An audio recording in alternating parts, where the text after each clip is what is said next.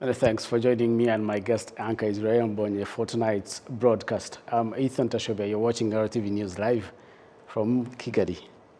Now, this Friday in Brussels, President Paul Kagame held talks with the Bulgarian Prime Minister Kiril Petkov and Slovakia Prime Minister Edouard Hager on the sidelines of the EU-AU summit.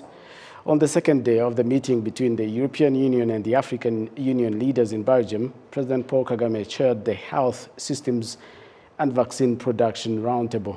The meeting was attended by South African President Cyril Ramaphosa, Belgian Prime Minister Alexander De Croo, and the German Chancellor Olaf Scholz, among other officials. Now, during the meeting, President Paul Kagame observed that a new pandemic could arise at any time, which is why vaccine manufacturing capacity is a priority, urging global leaders to expedite this process as fast as possible. Now, according to President Kagame, the real constraint to Africa's vaccine manufacturing are technology and skills transfer and rigorous quality control. Workforce training and regulatory strengthening are therefore clear strategic focal points for the cooperation between AU and EU, including support for the African Medicines Agency. The head of state observed that better manufacturing technology is key to bringing down the cost of advanced medicines, such as gene and cell therapy and monoclonal antibodies. Now, President Kagame concluded by telling the AU and EU leaders that their cooperation should include major support for biomedical research partnership between European and African scientists and pharmaceutical companies. In that way, the tragedy of COVID-19 can become a catalyst for a better future. Still, on that, they are rather different story altogether. The government of Rwanda has signed a loan agreement worth 20.5 million euros with the French Development Agency. In addition, 5 million euros has also been provided as a grant by the agency. Serge Honore has this report. The signing ceremony took place at the headquarters of Rwanda's Ministry of Finance and Economic Planning, and the loan portion of the agreement will go towards helping to revive small and middle-income enterprises that were negatively affected by the consequences of the COVID-19 pandemic, while the grant will be used in the education sector. France has now provided Rwanda with funding worth close to 200 million euros since 2019.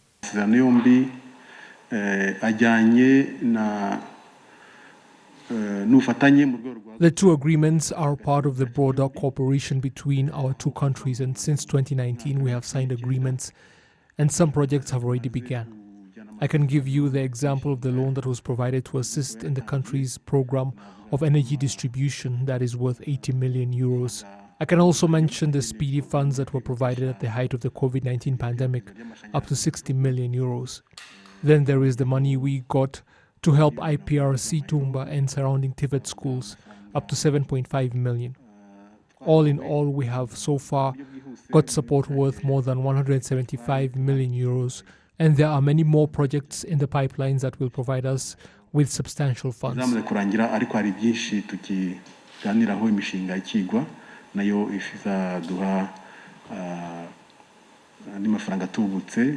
The funds are being channeled through the French Development Agency, the AEFD, that opened its offices here in Kigali late last year. Et donc on est pile, je dirais, dans le mandat de l'AFD, c'est parfait. So this signifies that we are progressing well when it comes to the responsibilities of the AFD, but also that we are properly implementing what both our leaders signed during the historic visit of President Macron here in Rwanda. It was clear that President Macron values the good relations between himself and his Rwandan counterpart, President Kagame.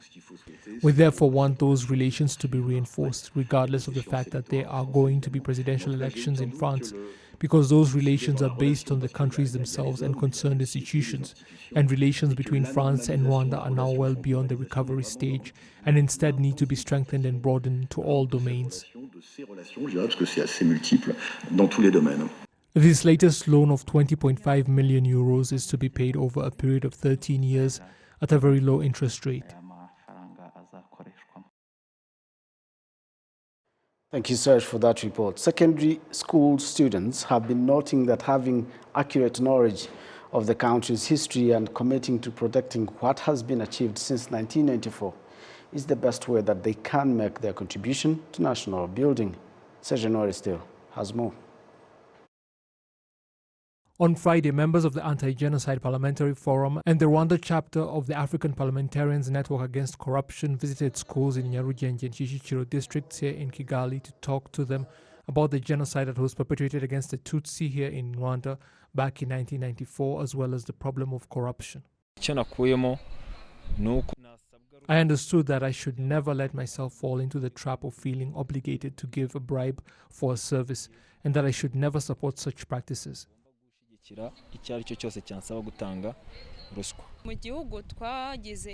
Our country faced many problems in the past, especially the genocide that was perpetrated against the Tutsi. But many of us students did not fully understand what happened, and the teachers were not delving into it too much. Assuming that we already know much of what happened, we were therefore happy to see officials come to explain to us everything, how it started and how it ended. The parliamentarians emphasized the need to properly equip the country's youth with the skills they will need to deal with the challenges the future may hold. The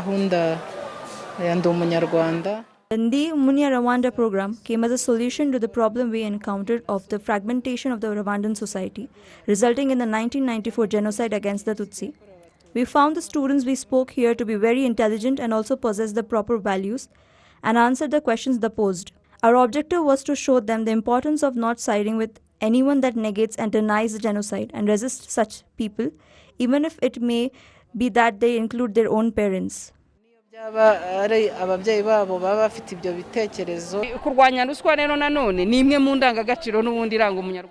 Being able to fight corruption is one of the qualities we want to see among any Rwandan. These children are the leaders of tomorrow, and we want them to grow with such qualities of fighting corruption so that we'll continue seeing good governance, which will help their own families and neighbors to also fight corruption and protect themselves from it. The students asked that they may be taught more history lessons, especially Rwanda's past. The parliamentarians also visited other schools in the provinces. Thank you so much, Serge. Now, this Friday, the Ministry of Agriculture announced that Rwanda will host Africa's Coffee and Tea Export Expo 2022. The expo is expected to run between 12th to 14th July this year in Kigali, and it is aimed at promoting Rwanda's farmers of coffee and tea at a global level and consumers with the African continent as well. Sidi Patel has the details. The Africa Coffee and Tea Expo 2022, which is going to be organized on 12th to 14th July 2022, will improve the balance of trade in Rwanda. Representatives of coffee and tea exporters and farmers point out that this will increase the opportunities for Rwandan coffee and tea at an international stage. Mr. Gilbert Gatali, the representative of Coffee Exporters and Processors Association of Rwanda, says that the expo is to diversify from more than one traditional one like Mombasa auction, and it will be an income generation to the country. It's going to be an opportunity for us to do some trade for some of us that are in the coffee industry. So there'll be buyers that are going to come in. There are going to be exhibitors who are going to be showing machinery, equipment, different things that are happening within the different sector. There's probably software, IT, various things that different countries, different companies are doing within the coffee and the tea sector. So I think our expectations is going to be, one, to be able to trade with our buyers, two, to be able to see and buy or learn from equipments or machineries or just different aspects of the coffee value chain. Last but not least, our expectations is going to be the discussions that will be held between companies, governments. Anytime there's trade, if you're able to buy coffee and sell coffee, we have to remember that the person that grew that coffee is a farmer. So ideally, a coffee farmer is benefiting from that trade. Second, production. There are going to be countries and there are going to be companies or institutions that have increased their production. And so if we can learn from that, if it's fertilizer, if it's insecticides, if it's just going to be sustainable agricultural practices, those are things that if we take and translate back, and if a farmer is present, they can learn on how to do that and then increase their production. Mr. David Mutangana, president of Rwanda Tea Exporters Association, brings a stage to showcase what Rwanda has to offer, and there would be a successful publicity and generation of tea tourism and value addition to the country. This exhibition is going to be big in terms of visibility and exposure for African products, especially tea as a commodity. Africa in general exports all over the world. It's tea. We are not tea consumers. So we want to take this opportunity for Africa to see tea as a consumable commodity and remains probably in Africa, a portion of it, because this will add value not only to the producers but to the nations that are producing, and also yield some funds, some yield, revenue generating. Chief Operations Officer of National Agriculture of Export Development Board, Ms. Sandrine Urujeni, highlights on the point to curb the issue and hindrance in the decrease in production of coffee locally, and this exhibition will be a huge opportunity to execute the plans they have been planning to grow the homegrown produces.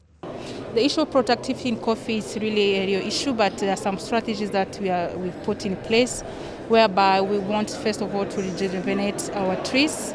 We want also to improve the inputs that we are putting in coffee. So by trying to work very closely with farmers, trying to train them, to give them advanced technology on how they can take care of their trees. And yes, it will be an opportunity because it will be, first of all, a marketing opportunity. So wherever market increases, it will pull even the production to increase. The National Agriculture Export Development Board notes that in 2020-2021, 16,000 metric tons of coffee were exported, while 34,000 metric tons of tea were exported in the same year. Siddhi Patel, RTV News. Many thanks, Siddhi, for that report. Now, the charitable organization Oxfam will have closed its Rwandan office by 2025. In our next report, Serge Nore takes a look at why this international NGO is leaving Rwanda. Oxfam has been operating in Rwanda for the last 40 years or so, and the organization has decided that it will no longer be in Rwanda come 2025. The reason being simple enough: the country has made progress to the extent of no longer needing its services, and so they will be taken elsewhere to help those still struggling with the issues the NGO has fought to address for decades. Some of the things that we feel are important in terms of influence of Rwanda is in the form of the policies that the government has put in place. One of the things we appreciate very much about Rwanda is the fact that gender, women's economic empowerment is at the center of the development agenda. So we see the influence in the way that is reflected in the sustainable livelihoods work we do. And in that sense, we see a lot of connections between what the Rwandan government prioritizes, but also what we as an organization prioritize. Linked to this, as an example, is what we saw, especially during the time when His Excellency, the President Paul Kagame, was the chair of the Africa Union. He pushed a lot for economic growth on the continent. He pushed a lot for investment in critical sectors such as healthcare, such as social protection. And some of these things we are seeing and are saying, can we do better as a continent? So yes, Rwanda has a lot of opportunity to influence what is happening at the continental level. And in that sense, we continue to work with the people and the government of Rwanda. Rwandan government officials have commended the work the NGO has been doing in the country and stressed that its efforts have not been in vain. Cyambere nuko Oxfam itakoraga yonyine yafatanyaga n'imiryango itari ya leta ariko. First of all, it should be noted that Oxfam was not working alone because it was collaborating with a number of local NGOs like Petkov, Dohamik Adri and Duterimbere. They will continue to operate and are ready to keep going on their own, thanks in part to Oxfam's efforts. Secondly, the cooperatives that were being assisted will also continue implementing what they were taught over the years. And lastly, the government of Rwanda is also going to play its part. Oxfam's operations were, after all, based on government programs already in place, like NST1, and before when EDPRS still existed, driving towards the Vision 2020. So the government of Rwanda will continue in Oxfam's footsteps, working with its development partners and local communities.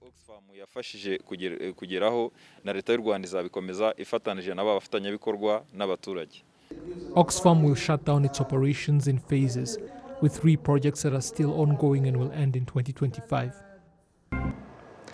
Welcome back. You are still watching RTV News. I am Israel Mbonyi, your guest anchor tonight. In other stories making headlines globally, Belarus is ready to host nuclear weapons if threatened from the West. That is the warning from the president, Alexander Lukashenko, as he visited a training ground where joint military drills with Russia are said to be wrapping up. Lukashenko met with Russia's President Vladimir Putin on Friday to discuss the growing tension along the border with Ukraine. We have this report courtesy of Al Jazeera.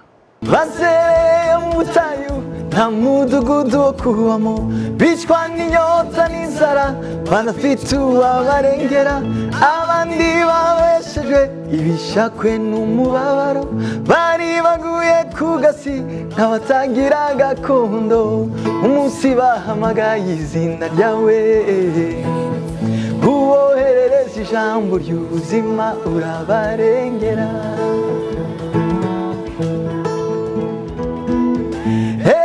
Sibo bonyine buzuye uwo munezero hariho n'abandi benshi banafite uko babivuga ineza yawe nyinshi yamenyekanye kwibuko iwacu naho bararirimba baranezerewe. Israel, yes, man, such an anointed person. Thank you. If anointing was a person, yeah, this is thank you so much. Good to have you. Thank you very much. Should I put you on the spot for? Okay. Man, I'll take that. First of all, thank you. You actually did well. I think you should. Yeah. In your next life, you should consider being a journalist. I was a little bit nervous, but I tried. You did. You did great. Yeah. First things first. We know you as a singer. Yes. And a trained pharmacist. Yeah. From India. Yes.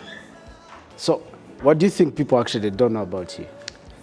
I think most of the people really don't know much from like some other things besides that. They think they know that I sing. Yeah. They know that I went for pharmacy in college, but I think they don't know much of my life beside music. Yeah. So I think I'm a family person. You're a family person. I'm a fun guy. I do other stuff, and yeah, I love people. I love being around people. Yeah. Wow. So what do you do actually? You besides singing, what else? Music. I only do music for now. You only do. And music. I'm a student also. I'm finishing actually my master's degree in public health. Public health. Yes. So you want to be a doctor or something? Yeah, I want to go on with my studies. Yeah. I think I have time for that, so I want to do more studies. Do you consider doing something else besides music at some point? Maybe pharmacy, yes. Pharmacy. I consider, yeah. I hope one day I will go back to pharmacy. We've had stories about how you accidentally landed into music. Yes. From your room, I think, in India. How's been the journey so far? Amazing. I would say amazing because since I was a kid, I dreamed of being a musician, and I'm really glad it happened because, you know, we all have like things we think we wish to have, but one day you reach to a point where you give up. You feel like, okay, it's not gonna happen. I'm just gonna do what's available. But I'm so thankful that all I've been dreaming, God really made everything true to me, and I'm so glad that I'm living it. We're in the second month of February. Yes. And you've already released 2 songs. Yes. This year. Yeah. You want to give us 12 songs? Yeah, a whole album. A whole album. I actually recorded a new album called Ichambu last year. Yeah. And I wanted to start this year every month giving a new song. I don't know if I'm gonna be able to do that, but I hope that's what I want. So how many songs on that album? 10 songs. 10 songs. Yes. So you're 2 songs short. Yes. Of making 12 songs. Definitely. Yeah. Okay. What do you want to do next? Now let's talk about your songs. I'll be honest. I really, really like your songs. Thank you so much. I have my favorite songs on the list of your songs. I think one is Ijihe, and another one is the one we actually played at the beginning. But what are your favorite songs? My favorite songs are on the first album. It's called Kumigezi Wabro. Kumigezi Wabro. Yes. You want to give us that one? Yeah, sure. Let's do that. Twicaraga ku migezi wa Buroni tukarira twibutse iwacu imitima yacu yari yuzuye agahinda ubwo nta mutabazi twari dufite turapfukama dutakira Uwiteka, aratwibuka adukiza amaboko, yabatujyanye w'iminyago aradutahura, tugera i Siyoni kubw'ubuntu bwe. Twasaga n'abarota ko dutashe, amarira atemba kubera ibyishimo, indirimbo nshya zuzuye ibitabo byacu, ubwo twitegeraga ya migabane. Tuzicara, tuzafata urugendo rurerure, tuzurira imisozi iteganye n'igicaniro, tujye gutamba ibitambo byishimwe mu rwibutso ko yadutahuye. Good one, good one. Such a nice one. Yeah. So your second favorite, I asked three. Yes, Ibihe also. Ibihe. Ibihe is my favorite. Yeah. I really, really love that. I don't know if you have, can you do the chorus Yes, for that one? yeah. And then we go to the next one. Ibihe bizashika, abami bahinduke, abantu benshi bazibagira rya jambo ry'imfatiro z'isi. Wibutsa abasigaye begereye ya ntebe, bitwaje intwaro zose z'ukuri, tuzamuke wa musozi wera. Fantastic. Yes. Man, yeah, well, I'll not ask the third one, but if you don't mind, you can say it, and then I'll... Oh, well, I think I really like, before I give a song to people, I think I first have to like it before, so I think I love all of them. Yeah, thank you.